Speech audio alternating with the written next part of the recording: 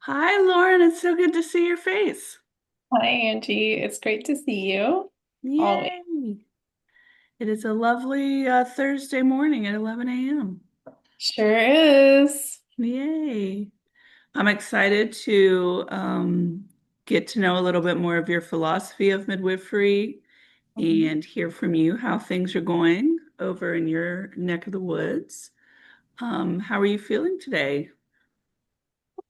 I'm feeling pretty good. I am in an office that I work out of a couple days a week right now, doing massage. I had a lovely client this morning who's a local doula and an herbalist, and I'm just feeling really great about the community connections I have and that I get to come to work and do these really cool things. Nice. In Yes, a beautiful space. I don't know if you can see all of our birth art. I do. I see it. I love Yeah. it.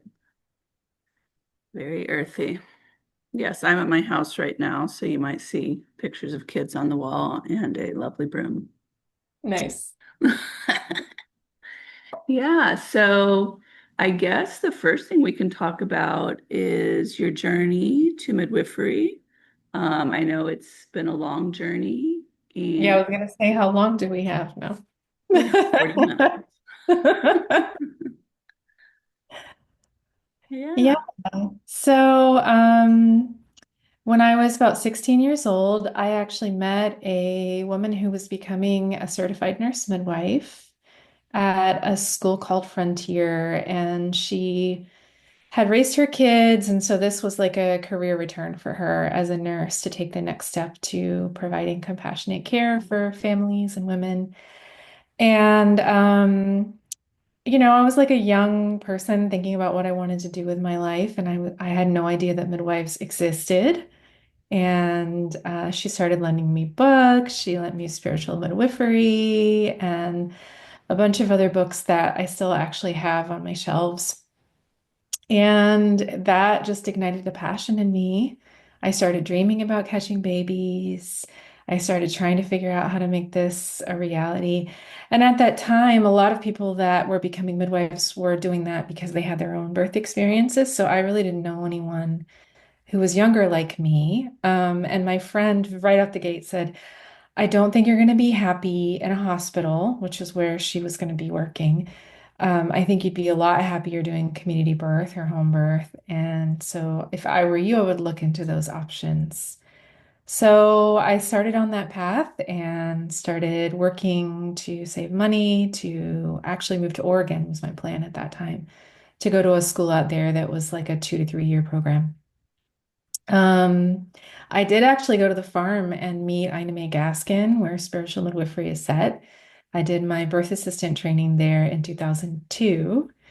And then that was so inspiring. I came home and my fiance and I got pregnant on the first time that we thought about maybe we should have a child together. And then I got to learn about midwifery as a client, as a birthing mom. And that was a whole other journey. yeah, But it definitely delayed some of the plans I had to go out to Oregon to go to school. I ended up having an amazing home water birth with my friend who was a CNM, and then a direct entry midwife who also had a lot of years of experience, but she mostly worked in the Amish community. She used a lot of herbs. And I was reflecting this morning that my daughter's birth is a lot of that was like the seed of the philosophy I have now, and the reason that I really love to collaborate with CNMs and CPMs and licensed midwives, because I see us as part of a team that really supports families. And I'm amazed when I think back on that I actually had that experience. I even had a supportive OB who was said, I probably won't see you for your birth, but if you need to be in the hospital, he had a really low C-section rate, but was also great at C-sections. He said, I'll only see if you have an emergency, so good luck and let me know when your baby's born. So, yeah, that's what I did. I love it. How did you get that supportive OB? I'm really have been and love to be a community networker and an organizer. And I knew from some other people that he was willing to occasionally back up a home birth as long as you saw him for some visits. So it's kind of like the co-care model or the model that some people here in Florida will have, where they'll see MFM or OB for some specific need, and then they have a midwife for the rest of their care. So he was doing that back in the early 2000s. And I just went to him and was very bold for a 21-year-old and was like, this is what I want. I know the stats. I've been to midwifery conferences. I've met all these researchers from around the world. So I know that this is possible. Will you support me? He said, yeah, just come and see me a couple times and we'll make sure you're low risk and go for it. Beautiful. The problem nowadays is that so few practitioners are in practice by themselves. Yeah. So, like in our area, there's none. Everyone has a team of 5 to 10 OBs. So, while you might have one OB that's nice and friendly, that OB may only be taking call one night out of 10. You're right. And I noticed that over time, he supported less and less because the pressures that he had on his end in the hospital really made it challenging. At one point, he was going to open a birth center with midwives. He wasn't able to do that. Last year, he retired from births, which was really sad. For that community, that's back in Ohio where I used to live. But yeah, I know. I try to see the medical community as our allies. We need them for the things we need them for and try to meet them where they're at. And also realize that most midwives and home birth families know a lot more about the hospital system than the hospital system knows about us. So I try to be that bridge. So true. Okay, so then how did your journey evolve? Yeah. So some people take a linear path and some of us take this type of path. And mine was more the latter. When my daughter was 6 months old, my marriage ended and I became a single parent and raised my daughter until about the age of 13, 14, entirely on my own. So the on-call life as a home birth midwife and just the challenges that came along with that, I knew I wasn't going to be able to do that right away. So I ended up going to massage school in Ohio, where it's an 18-month medical massage program, and went to school at night, raised my daughter during the day, took my savings for school, and used it so that I could stay with her. She was very attached. She was a Velcro baby, as we say. So breastfed for 4 years, wanted to be close to me 24/7. And I have no regrets about that. Like being an attached and connected parent was really important to me, but it took me in a different direction. And I knew when I went to school for massage that I was going to do perinatal body work. So I sought out those opportunities as a student massage therapist and made those relationships and got that training. And then in 2006, got licensed to practice massage. Yes, and I've had one of your massages and it was amazing. And Thank I you. have seen you massage women in labor, women during pregnancy, and you really have magic hands. I mean, that's what people say. I say that if you do something for 20 years, continuously, you build a skill set. I feel that that's mastery. So I don't know that I started out that way, but I am really grateful that the universe took me in that direction. Mastery, magic, tomato, tomato. You're amazing. Thank you. Yes. Um, so I got to know you last year, beginning of 2025, I think, right? Was the first time Yeah, we, it was January. yeah. So we were attending births all of 2025 together and continue throughout 2026. So I've gotten to see you in action. You bring so much wisdom from your massage. You also have studied both midwifery, both in schools and apprenticeship, Mhm. from midwives like myself who are CNMs to um, different kind of midwives in Ohio. Do you want to describe some of those other midwives you've learned from? Yeah, sure. So, while I was in massage school, I was doing a lot of advocacy work to help other people find midwives. So, the midwife that attended my birth, the one that mainly supported the Amish, she had to have me come an hour and a half to her house just to do prenatal care and then drive into the city to see me because we didn't have a ton of options. So, I was hosting meetups and organizing for families that were looking for options. And I met a midwife who was moving to the area that way. And before I could even stop myself, because, like I said, I was a single parent, I was running a small business making baby carriers, going to school at night. I did not have a lot of free time, but I said, "Hey, what would it take for me to apprentice under you?" And she said, "Well, I would just need for you to show up." So I was like, "I think I can do that as long as I can bring my daughter." And I did. I worked with her as her student, and that lasted maybe about 17 months. Ultimately, because of family reasons, I decided not to pursue practicing independently at that time and went back into doing doula work, which I've also done continuously with short pauses, but for the past 20 some years, I've also worked as a doula both for birth and postpartum and have done a lot of different trainings in that regard. Even full spectrum work in clinics sometimes for families when they need that type of care. So, yeah, I worked with her. She did a lot of different holistic practices, but was also very science-minded, which I find is the type of midwife that I gravitate towards as a mentor. And then when I completed working with her, occasionally I would birth assist for other local people that I knew. If they were a good fit and I felt comfortable, or I doula for their clients and they knew that, we would all be on the same page about the home birth because that's my philosophy. Yeah. Yeah. So I found working with you that you were one of the brightest students that has ever been with me. You love to ask deep questions, some of which I did not know the answer, and so we'd have to investigate together.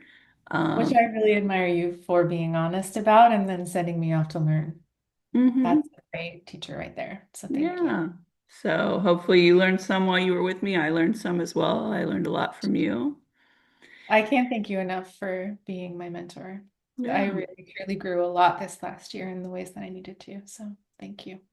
I think that you also aren't afraid to challenge systems or people when things could be done differently.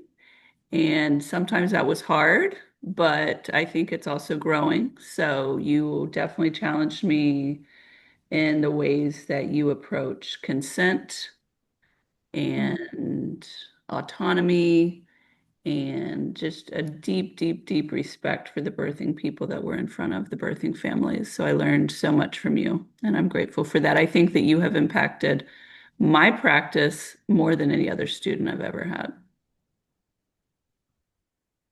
Oh goodness, I don't even know what to say there. Just that I'm grateful that we continue to collaborate and yeah, I'm just really, really in awe of your willingness to be such a curious midwife. I think that it makes me feel very confident working with you and referring clients to you for the type of specialty care that you provide because I know you're always going to go the extra mile and seek out what's going to be supportive to them and keep learning. And you've instilled even more of that in me than I already had, pointing me in new directions that I hadn't necessarily known about to look into as far as research and what's possible in our work. So thanks. Yeah. I should probably also say while I was sitting around, no, I wasn't really sitting around. I was running a full-time massage practice, but I very intellectual in addition to being very much a body person. So I'm kind of a both, a this and. I actually went and got a degree in medical anthropology at the University of Cincinnati. And I focused my research in American birth culture because I was watching some of the things that we were talking about happening, which is changes in people's access to care, changes in the structure of medicine, and I even changes in the ways that midwives were working and relating to one another. And I wanted to understand that more. So I did that about 14 years ago. Actually, I graduated with my bachelor's degree. And so while I was a student, I was doing things like working in Black maternal health advocacy and preconception through the Health and Human Services had a program for student interns. And then when I was in my last year, I actually hosted Kristen Pascucci. Did I ever tell you this? I don't know if I told you this. From the organization Birth Monopoly. So she works a lot on the consumer end of childbirth rights. And she was looking to do a tour, and she lived a couple hours from me. So I said, why don't you come to Cincinnati and I'll host you? One of my dual client families, the husband ran something called the Taft Research Center, which was all research and science in the humanities. And so they would host people out in the community or scientists that had new research to share. And we've packed that room. I think we probably had like 120 people, from hospital-based nurses to super crunchy, long locked midwives who lived way out in the woods in a log cabin. We had everybody. And that's informed me ever since to understand always, like, because I had this experience as a client, but then also as a birth worker, when we really listen to what people are asking for, sometimes that can make the difference between it being an experience that they move through and a trauma that happened to them. And when it feels like an experience that you get to have choice and autonomy in, even if it's hard, even if it doesn't go the way that you imagined, even if things are needed that you didn't expect, knowing that you had some choice and that you were listened to, that's what helps people come through that feeling like, yes, that was amazing for me. Whether I had a home birth or I didn't have a home birth, whether I had a vaginal birth or I didn't have a vaginal birth, whether I needed a lot of, time resting and recovering, or I felt amazing the next day. That is not as important. It is important when we think about public health, but it's not as important as how it felt. How it felt to the person is really the core of what I feel like is in the center of my care. Yes, I feel like you are a great example of what a trauma-informed care is, how it's practiced. Yeah, Yes. I've been working on it. Yes, you have. Okay. So describe to me this practice that you're setting up over in Orlando. So I am based out of East Orlando, so maybe like 15 minutes from the airport. And I work all over Central Florida, but right now my practice is starting to launch this month as a home-based midwifery care practice. It's called Change Midwifery because I wanted to really center what what is both the state of pregnancy, birth, and postpartum, which is like huge physiologic change that we're going through. Same for babies. Babies are going through intense amounts of change. And then also that we're in this moment where people are they're needing really centered, evidence-based, thoughtful support. Some of them are also returning to traditions, which I think are really valuable when we center like the cultural needs of families. So like sitting the 40 days or having traditional foods, using herbs, like all of those, we're seeing a sea change back towards those. So that's how I envision my practice continuing to build out as I take clients. So I'll be attending home births in the community for now. That's the plan. Okay, beautiful. And you're still continuing on with your massage. Yes. So, like I said, where I am right now I'm working 2 days a week here. I do home visits for clients that can't come in on these days, or for example, if they're like newly postpartum, I come to them because that's better for their body. I work with babies in home as well, doing craniosacral, newborn massage.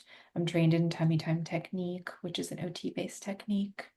And then I incorporate body work into the midwifery care that I give. Sometimes that looks like one appointment with someone. Sometimes it will look like continuous care. And that's the goal as I continue to build up my own practices. For the clients that come to me, that might be something that they're really wanting or needing. So people who maybe have chronic pain, old injuries, have a history of fetal malposition, or some challenge that they feel like could be helped with body work, incorporating that into their prenatal and postpartum care. I'm sending everyone with a tailbone injury to you.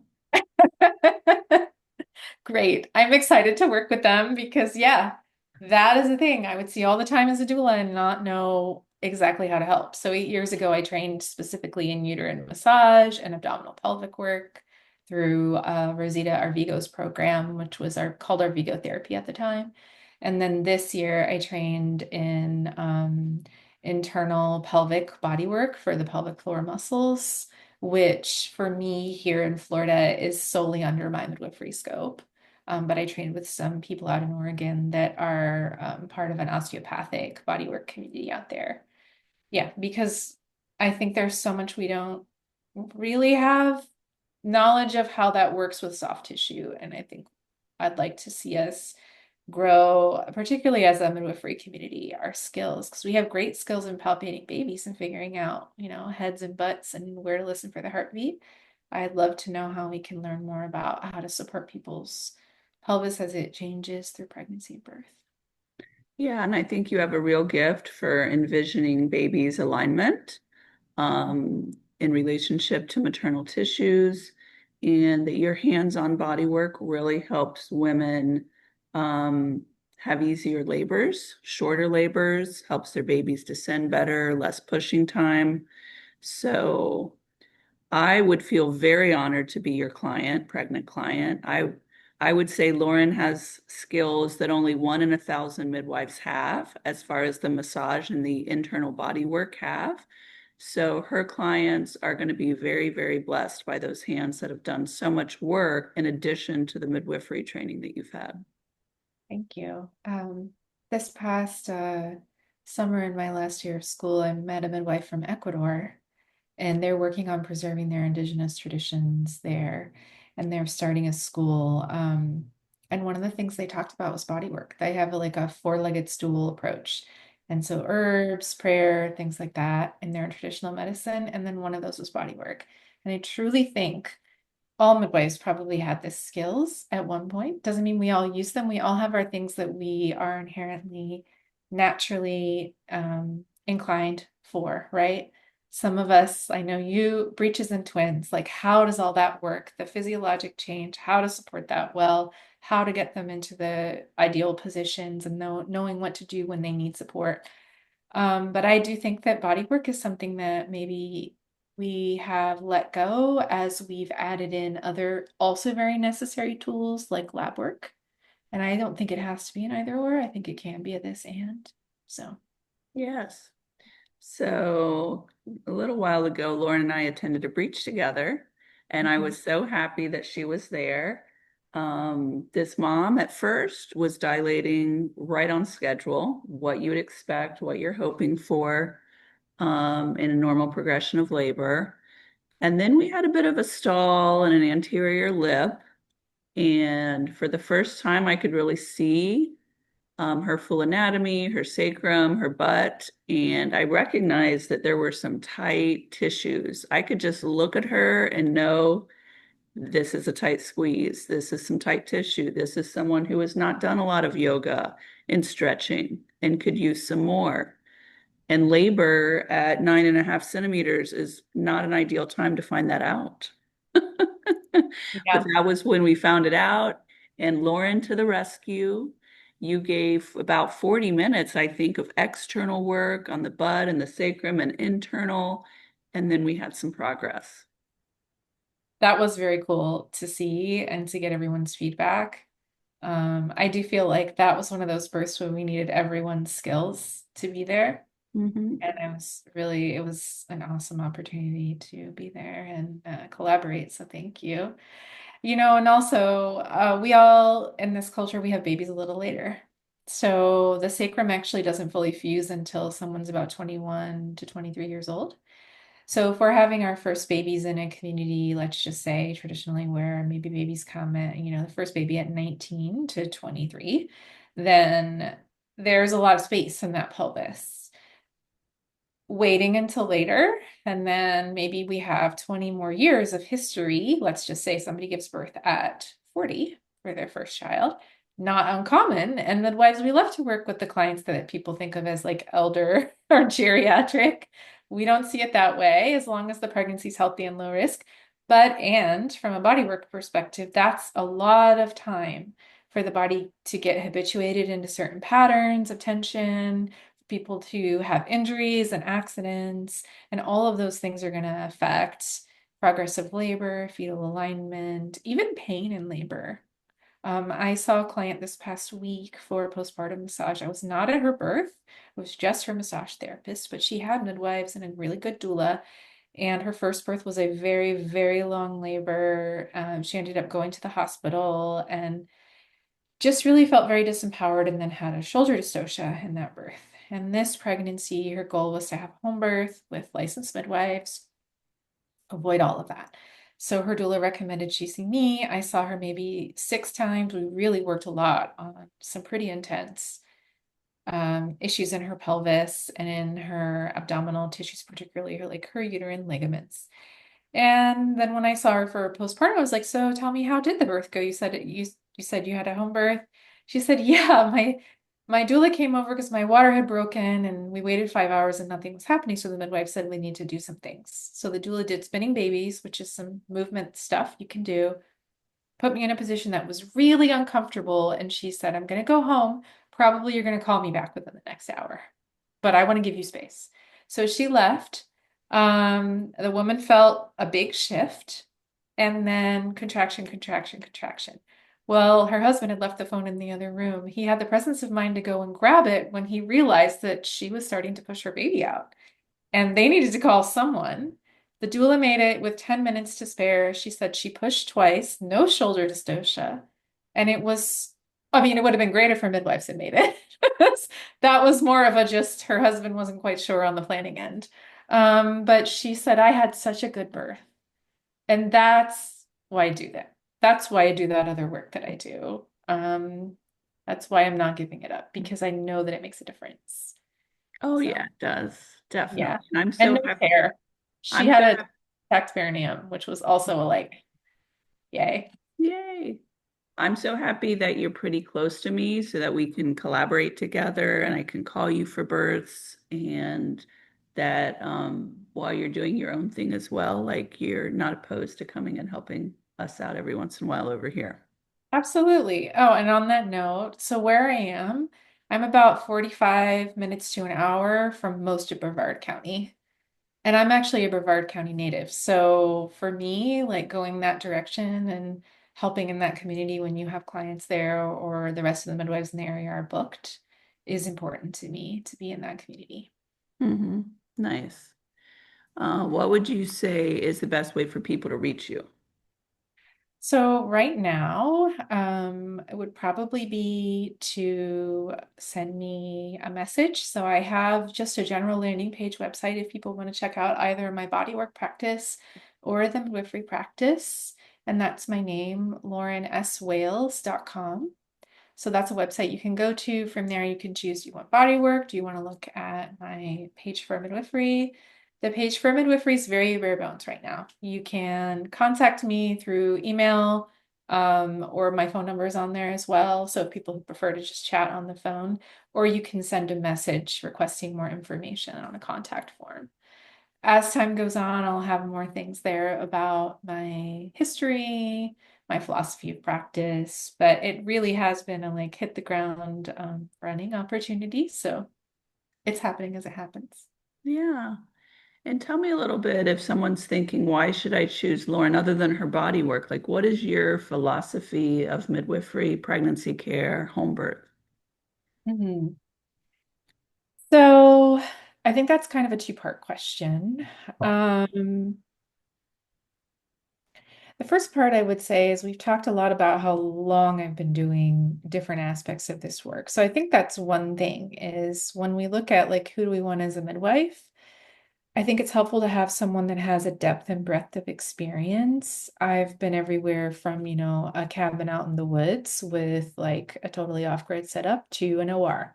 So I've seen a lot of things. That's not necessarily true for everyone that leaves midwifery school, although we hope that it is, right? But in addition to the 80 plus births I did as a student midwife, I've been to hundreds more. I've cared for over 1,000 people through their pregnancies and postpartums as a body worker. So that's one thing that I think is a little bit different about me, is that I came into this with a beginner mind, but also a lot of other experience to bring to the table. Um, and then I really feel like blending scientific knowledge with traditional practice is the core of my philosophy. So someone that maybe knows that they want to find out why they have iron deficiency anemia. So they really do want those labs, and they don't just want a basic lab, oh, you're anemic, go take this iron pill that's prescribed to you, which is sometimes what you get in standard OB care. That's how they're trained, and that's the amount of time and energy they have to devote to that. But they want someone that's going to look at their ferritin. They will maybe want someone that's going to look at even deeper levels of labs underneath of that, like B12 levels, and then actually come up with a plan that's going to work for them. So some people are going to do better on a food-based plan. Other people are going to need to do supplementation.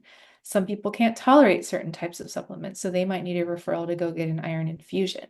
Talking to someone that actually has the ability to think through all of those things and then listen to what is your core value so that the need gets met, because um, anemia is a huge one in pregnancy. It makes such a difference. It's part of what treating that keeps people safe to have their out of hospital birth.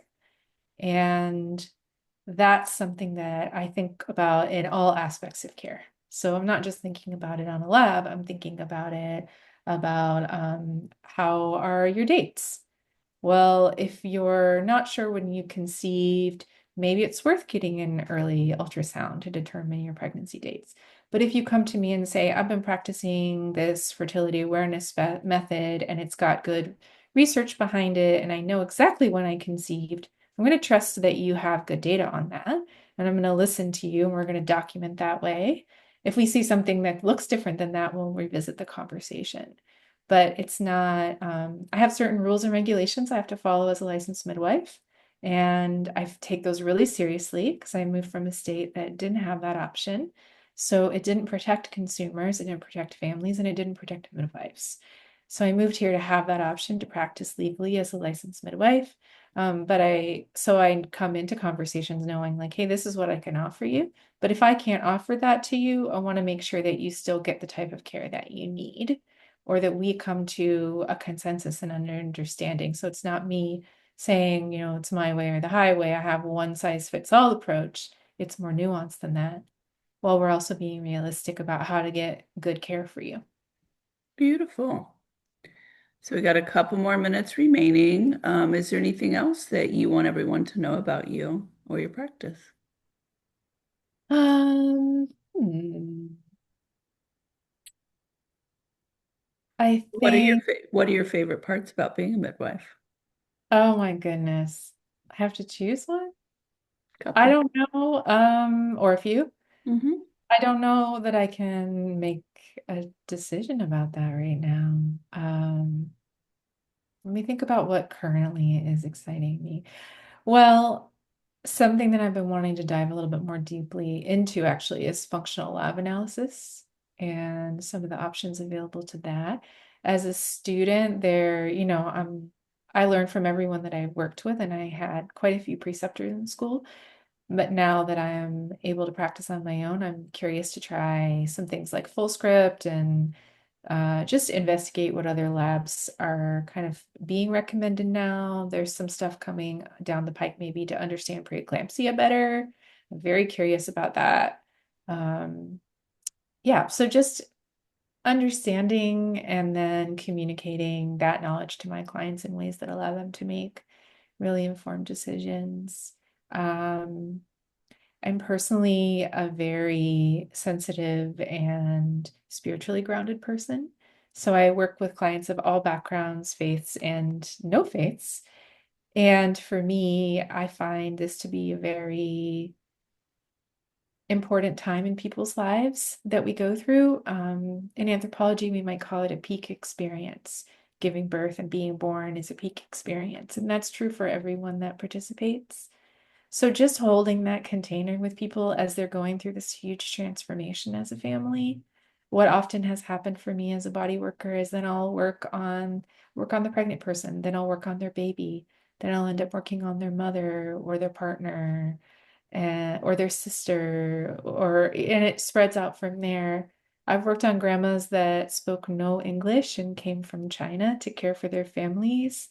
And I've worked on families where I've attended every single one of their births and really gotten to know them super deeply. So yeah, I guess that kind of sums it up for now. I'm sure you'll ask me again in 6 months to a year, and it'll be a new thing. I will say one thing that's come up lately that I find really important is I think we need a really supportive midwifery community, and I'd like to work on building that here in Florida. So us continuing to collaborate is a really special thing to me because it only helps us have more support for families. Yes, yes, it does. And midwives are humans. Sometimes they don't like to think about that, but we are humans and we need breaks and we need vacations and we have sick days. And so when we have a network of midwives who back each other up and understand how amazing the other midwives are, it's only going to make us stronger. So uh, Absolutely.